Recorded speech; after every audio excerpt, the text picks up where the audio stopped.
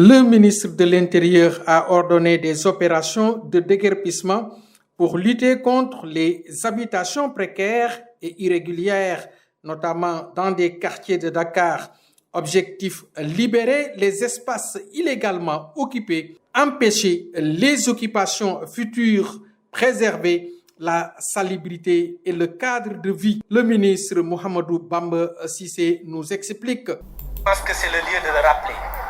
Il s'agit d'une politique globale de lutte contre l'occupation anarchique de l'espace public qui a été constatée depuis un temps assez long et que l'on a laissé perdurer de sorte que le Sénégalais pense que c'est une situation normale.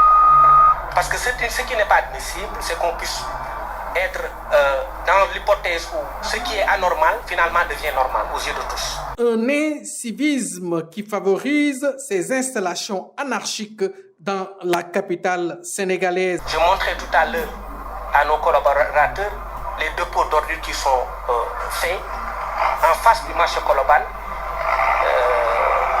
et des besoins qui sont satisfaits en face juste du marché Colobane. Pour moi, c'est un comportement incivique contre lequel nous allons lutter.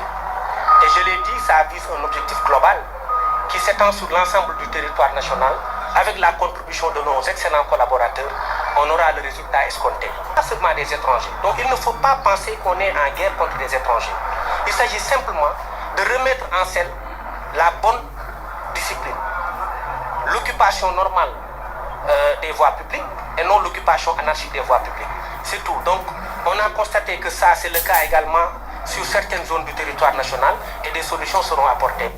Les opérations de déguerpissement à Dakar constituent une opportunité réelle pour renforcer la protection environnementale, restaurer des zones écologiquement sensibles et améliorer le cadre de vie urbain.